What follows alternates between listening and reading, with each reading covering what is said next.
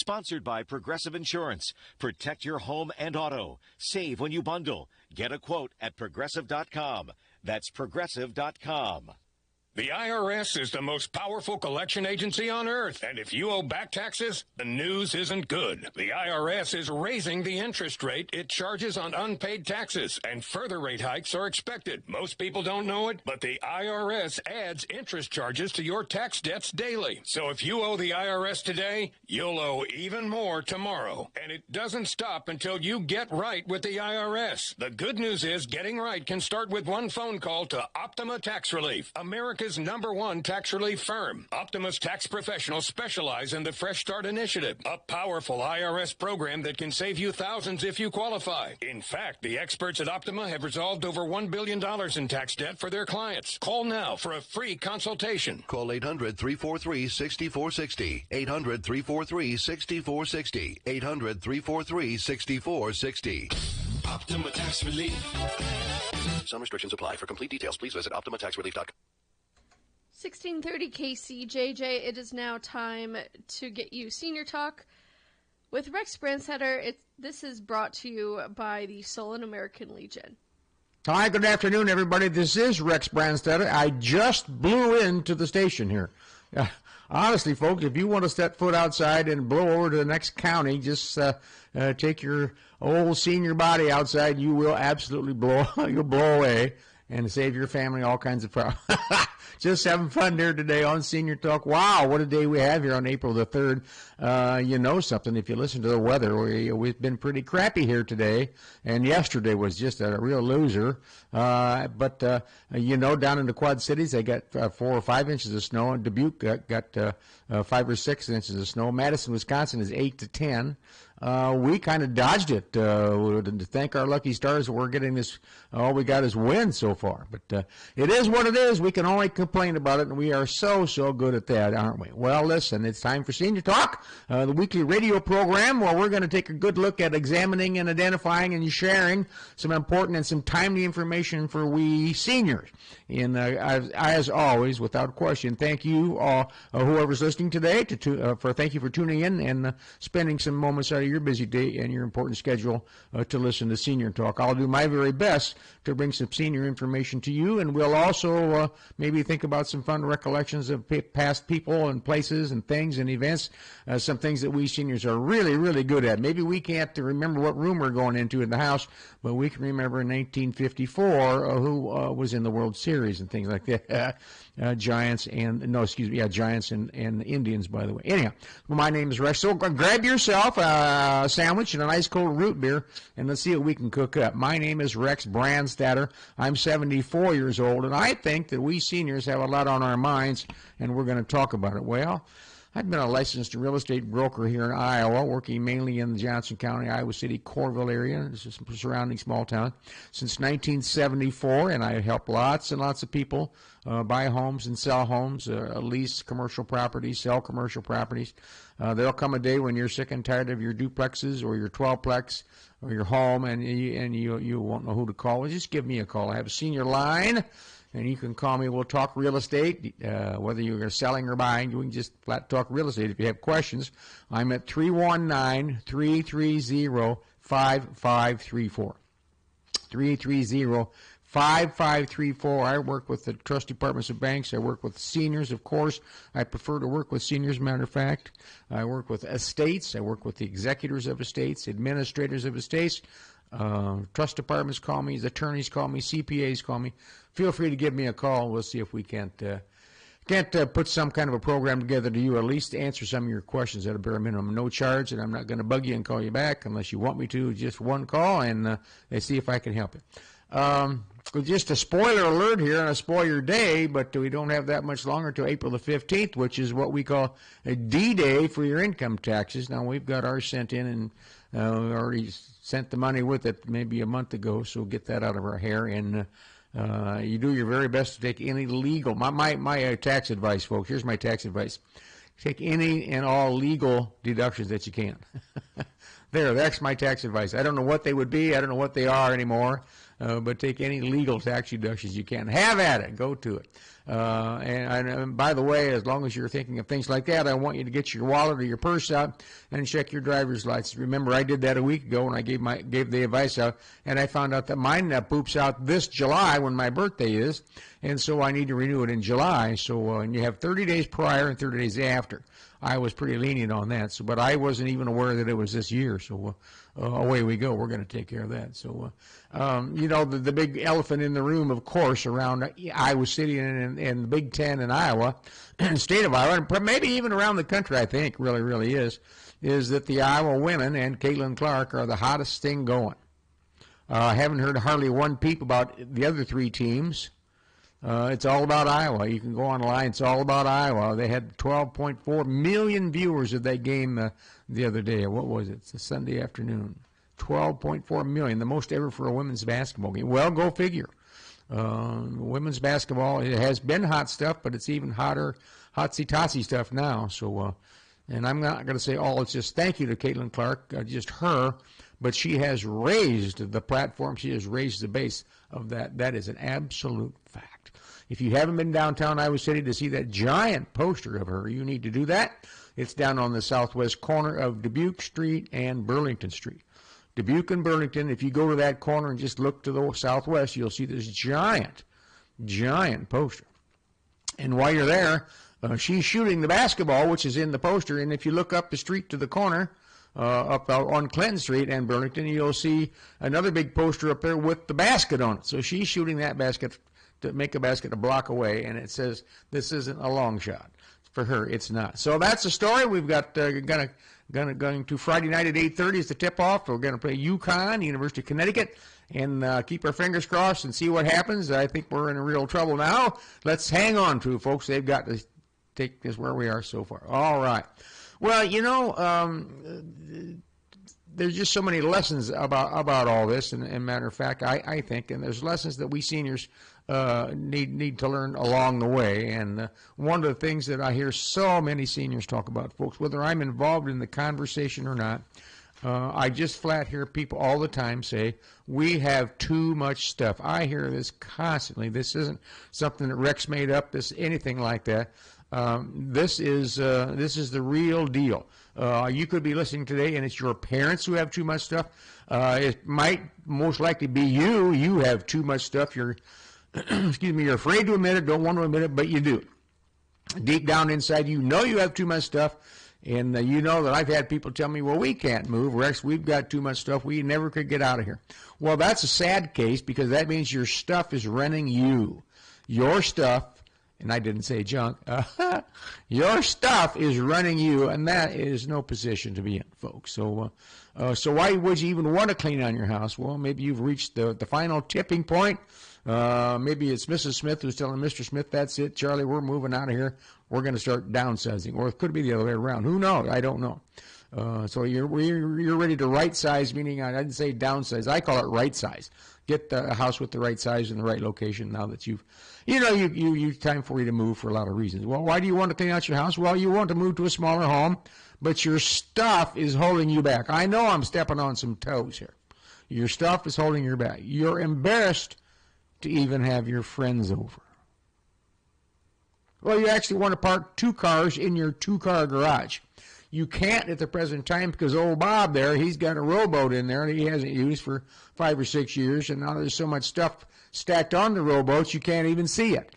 I have a friend of mine who's got a really, really nice old collector car, and he's got so many boxes of stuff. Well, he hasn't had that car out in 10 years. It is a very nice car. It's convertible. It is a very nice car, and he pays no attention to it. And his wife wants to get it out and drive it around in the summertime, but he just has too much stuff on top of it, and it takes him too long to even think about. Wow, that's bad.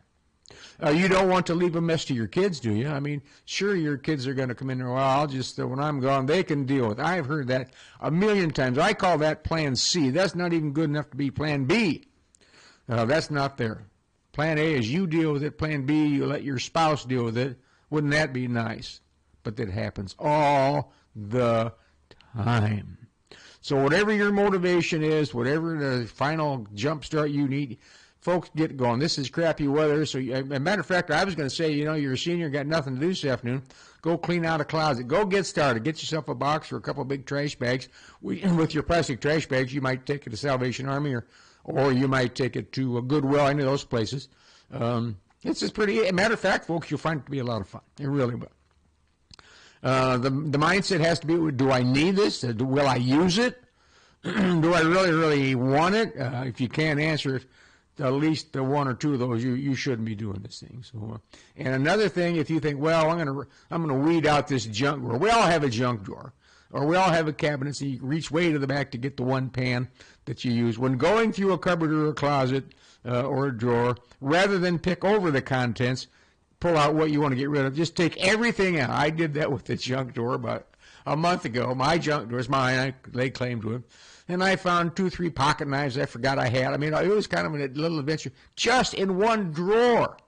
So I'm saying to you, get busy. All right. And, speaking of seniors is famous last words from a senior who called me. Here's what they said. They're senior, we think we are set for retirement. We retired from our jobs, my husband and I. We paid off our house and cars in the last couple of years. We don't have to financially support our 2 adult kids, and we do get to see our grandkids on a regular basis. We have friends, and we are having good health. And she said, this is just great. Times are good at our house. And I said, well, keep at it. I am so happy for you. And then I asked myself, and I ask you folks, okay, what could go wrong with that scenario? Well, we don't want anything to go wrong with that scenario, but the thing that most generally goes wrong with the scenario, if you sit back and scroll out, as they say, the folks are seniors. What's the one thing that seniors could happen with? Would be a health issue. Yeah. Now, there could be an emergency issue. We're seniors. We could get run over by a truck just like anybody else could today, or drop over. The saddest thing is age kind of gets us into the pickle with our health. So these folks are having a great time at the present time. More power to them. Let them go. Let's all just go until we chop till you drop. How's that sound? So health is always the biggest unknown here. So take care of your health. Hope you have a good program. Just helped a guy the other day. He says he's going to retire in 2 months, but he doesn't know what to do. He doesn't know whether to sign up for Medicare. So I sat him down and said, I'm not a Medicare advisor, but 65, you're going to have to, unless you want to keep the one where you work. I'm retired. Well, then you need to sign up for Medicare. You don't really have a choice. Well, a senior lady called me to say this. She says, I just want to say that my husband passed away 30 years ago. I said, wow, that's a long time ago. She said, 30 years ago. She said, I have lived alone since. She said, but I'm a strong person. She says, I live alone, and I sure work to keep myself organized. And then she said this. She said, Rex, I have so much less stuff than I ever had before. So much less stuff. She said, I am able to be out and around, meet friends, go places, go shop if I want to, and enjoy myself. Some days I sit and read a book. Some days I watch TV movies once in a while. Some days I don't do much. But she says, I've learned to be a strong person because my husband is gone, and I never remarried, and I've just had to basically suck it up. Then she said this. I think this is very important. She said, my husband would be proud of what I have become. And what she has become a strong, senior, independent person, looking out for herself, taking care of herself because her husband passed away. Many of you are in that boat, that your spouse has passed away, your friend has passed away, and you have to kind of look inward. It's not easy, I'm sure. My mom had to look inward. My dad, when she passed away, he had been gone 25 years. She lived alone. She'd become a strong person too. Of course, she had help from my brother and I. Would go down and eat her food once in a while, things like that. So, which would cause her to go to the store and get out. But I'm really, really happy for this lady. And if you're in a boat like this, well, just look inward, look for your friends, and become maybe someone that you hadn't been before because of the loss of the other. So, good for her. A senior man tells me this: my wife is the boss of this house. While I help cook, she is in charge of meals, travel planning, and the day-to-day operations. And she also handles all the financial stuff. And then he said this to me, which is, I think, is pretty darn smart. I don't know why he waited his number. He said, at some point, I think I need to learn all the things that she does. Because if she would leave tomorrow, leave, pass away, he said, I would be lost on the home front. He said, I know she keeps bookwork back in the back bedroom down there and has a computer. I don't know all much about it, but she says, I know there's checkbooks back there and we have this and that. But she does all that. So I said, yes, you need to do a job shadow on your own wife. That is exactly what I'm recommending here. What? I said, you ask her when she pays the bills. Usually, I'm going to say usually around the first of the month. She got to pay the heat bill and the light bill. She probably either has paid the taxes or going to pay the taxes. That you get insurance bills, the standard stuff. He's getting a free lunch, or he's skating down the river with no problem here. He needs to start job shadowing. On the other hand, with that, she needs to open up her mind, open up her thoughts that he is entitled to see all this stuff. This is a two-way deal. Okay, it's your money together. It's your money together. It's your checkbook, yours checkbooks. Okay, this isn't hers. This isn't yours. It's yours. It's ours. Okay, so you're willing to let her do all that. That's fine. That's what works at your house. I'm sure he has. We have the thing in our house. I'm Mr. Outside. She's Mrs. Inside. Until we moved to a condo, now there's no more Mr. Outside. So she changed that right away. So now I have more jobs inside as soon as my job on the outside for mowing and shoveling disappeared. I thought I was getting out of it. So I'm told this man, I said, here's what I need to do. I want you to job shadow your wife, for God's sake. Learn the checkbook, the insurance, the banking. Go with your bank when go with your wife. She makes a deposit at the bank and things like that. I'm sure you did it when you first started out, and here maybe 30, 40 years later, get back in the swing of things. All right, let's do that. I wanted to read something to you here today. Here it is, right here. When I talk to seniors, some things have become quite apparent. So if you're not a senior and you're listening, here's some things you might pick up on as well. All right, this just could be important to you. Age 50-plus workers can also learn much from the regrets of the current retirees who report that they, number one, wish that they had saved more. 76% of the seniors, this is for over 65, said that they wish they had saved more money. Now, we all can say that, but the reason now that they're towards, in their, we'll say over 65, would say they're 70, they wish they had saved. Why do they wish they'd saved more? Well, because they could have probably, but they save more because now they have more time on their hands. They could use a little more money to do some things.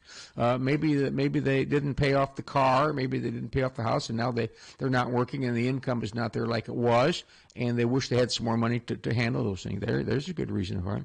So 3 out of 4 seniors said that. They also said they wish they had learned more about retirement saving and investing while they were still working. Okay, that goes back to folks who are, say you're 50 or so and you're still working, or not still, you are working. You need to sit down. This is interesting, folks. Everybody who works, we're going to say everybody works. I know there's some those who don't, who won't and can't, things like that.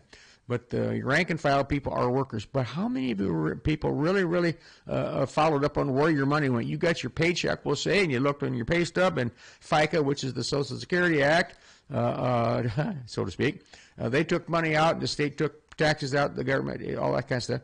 And here's what you got. Also, your company took some money out, put it in your 401k or your pension. Well, where did that money go? Do you know? No, all you know is that the company took some out and it'll be there for your retirement. That's all you know about. If you would kindly go to your HR department and say, where's the money go that I'm giving you $132 a month for? Where does that go? They'll answer that for you. You could find out. So this says that they wish they had learned more about retirement savings. So I have a friend of mine, and when he was in the mid-30s, and he decided that he was going to, he worked for a company. He didn't work a company that had a big retirement program. So he decided that he knew he was going to have Social Security. He hoped. and he does. So whatever Social Security took out, he matched that. So he had his own matching funds. Kind of a unique way to do it. His own matching fund. So when he retired, he gets Social Security, plus he gets basically 2 Social Security checks. He said, he says, I'm so glad I did that. He said, I did other things too, had a savings account, and he got some IRAs, things like that. He says, I just became quite militaristic about it. Every week I did it, every one I got a paycheck. Isn't that interesting? Good for him. They also, the folks in this survey, would have liked to have received more information and advice from their employers about retirement planning. Well, there's a carrot for all of you who employ people, is that it kind of behooves you maybe to have a meeting once a month, once every 6 months, once a quarter, sit everybody down, buy pizza for the group, and say, here's what we're doing. You know, we're putting in your profit sharing type of thing like that. The company's investing over here, and it's not a big secret. Lay it out there so people know what they're doing. They're working for you, or you're working for them. You should know, too. It's a two-way street. Isn't that of interest? They should have relied more also on outside experts to manage their retirement. That means this. That means that these folks, retirees, could be you, and it could be me, anybody like that, that's right, should have relied more on outside experts. In other words, a financial planner, a financial advisor. Your attorney is not your financial advisor. Your brother-in-law, unless he's a registered financial advisor, is not your financial advisor. Sorry, but he's not. Your accountant can be. Your accountant is closer to money than the other two. There are people, men and women, who are certified financial advisors. CFPs, certified financial planners. All those things. Now, you're going to need an attorney to draw up your will, which I hope you have. For God's sakes, folks, if you don't have a will, I'm going to come over there and kick you right in the shins or somewhere else, okay? This is old news on now. So these people in this survey wish they'd saved more money, wish they had spent more time thinking about their retirement funds, and finally, wish they had received some professional advice. So if you don't know who to call, talk to some of your friends down at coffee and see who they use. There's probably a guy who sits down there and doesn't say much. He says, well, yeah, I work with Acme and Associates. A guy I know works there. We have a man from our church, or a lady from our church works there. She's been a financial planner for us for 12 years. Well, who knew? Well, because you didn't ask. I'm amazed at the number of people who work and work and work for decades and years to make money, but they don't let their money work for them. Savings account, your money's working for you right now. If you have money in a savings account, you have money in some stocks and bonds, and IRA, your money's working for you while you're not doing anything.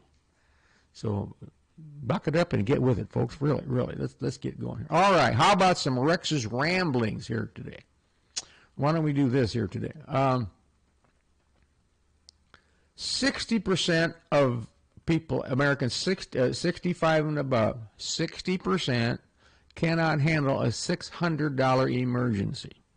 They don't have cash on hand to handle a $600 emergency.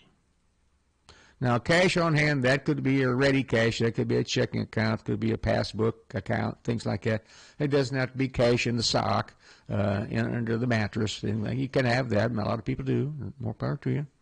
60% of 65 and over cannot handle a $600 emergency. Let's define emergency. The brakes on the car.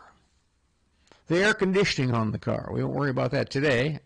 The front door in this big wind, you open the front door, and this has happened. Got me many times at some properties.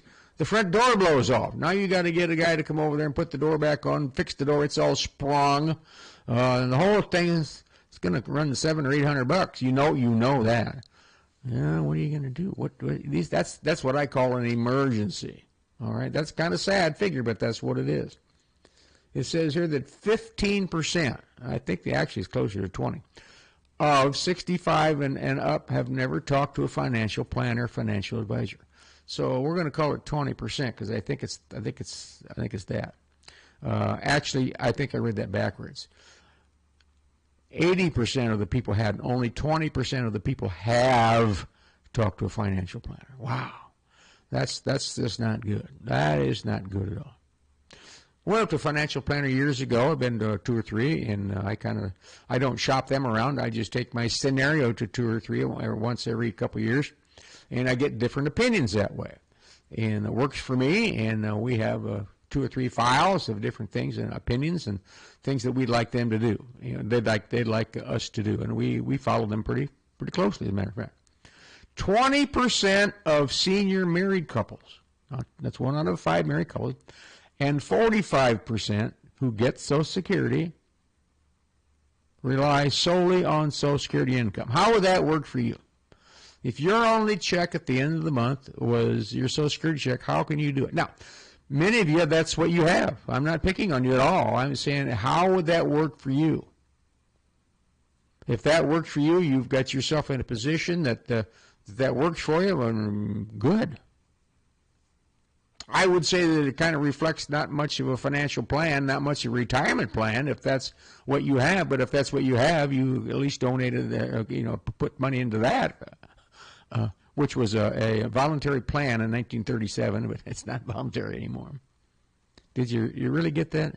20% of married couples, so 1 out of 5 couples, and almost half of others, 65 and older, only get a Social Security check. The average Social Security check right now is about $1,700 a month. That's the average Social Security. Wow. If there's 2 of you, that'd be, roughly speaking, $1,400 a month if you got the average. All right. 15% of Americans age 65 and older still work full-time, and that number is increasing. So we're going to call that round up 20%. So 1 out of 5 Americans, 65 and older, are still working. All right. And quite frankly, and that says here that number is increasing. People just kind of whizzing right by 65. Not everybody, and whatever works for you. I mean, sometimes people retire way before that. More power to you. So 65 used to be the end game. There's a reason that Social Security, the full boat Social Security, it was at 65, and now you understand it's 65, depending on when you're born. They've changed it. It's if you're born in 1949 like I was, it's 66 years and 2 months to get the full shot at it, to get what they call FRA, full retirement age. Okay, that's what that is. So this is not... only 20% of Americans are still working, shooting right past age 65, not even looking back, they're still going. Maybe they change jobs, change careers, but that's what they do. Americans who are 60 to 70 years old have average 401k. Here, listen up, folks. Americans age 60 to 70 years old have an average 401k balance of $195,000. Now, if there's 2 of you, you've got a nice bunch of money. You've got $390,000. Pretty sharp math there. And the median is 65,000, which means the average is 195. So that's, some have more, some have less. The median is $65,000, which is what? Median means this. Half the people have more than 65, and half the people have less than 65. Wow, that's a pretty low number. So now it's time to kind of circle your wagons. If you're 50 years and better, I think you circle your wagons. If you're down below 50 and you're listening today, you've got a real opportunity to make some money on your investments, and I suggest you call a financial planner, grab you right now by the wrist, and he or she will pull you right into the office and sit down and have a good talk with you, and go see a couple of them, by the way. Well, there you go. How's that sound? How about this one? 70% of seniors will not move more than 25 miles from their original home. 7 out of 10 of us will not move more than 25 miles from home. Wow, that's a pretty high number, I think. 62 years old is the most popular time to take Social Security. I didn't say the best time. And what is the best time? I've had 1 million people ask me what the best time is to take Social Security, and the best time to take Social Security is when? When you need it. Okay? If you don't need it, taking it at 62 really chops you off for the future. It really does.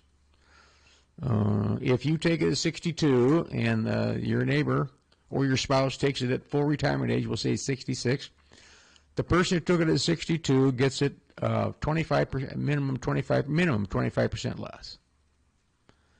But remember now, they've had that less payment for 4 years, so you have to do some math. If the crossing point is about 81 years old, if you take it at 82 and your spouse takes it at age 70 or 65 long in there, you cross paths financially at about 81 years old. You catch up. Okay.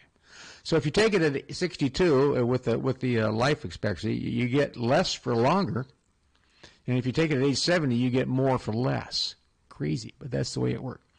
So the best answer to that is, quite frankly, the best answer if you want to talk to a Social Security person, advisor, they will say if you don't need the money, and I don't mean so you can take a trip or something like that.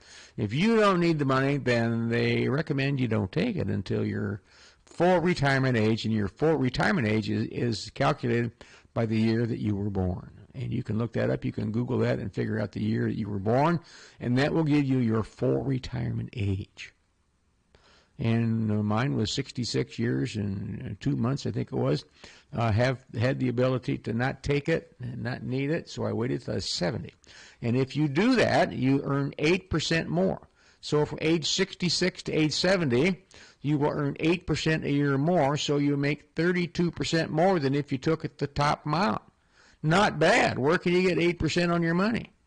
So then at age 70, you're making more. You're making a 32% more than you were if you took it at 65, and you're making a heck of a lot more than the guy or the lady who took it at age 62.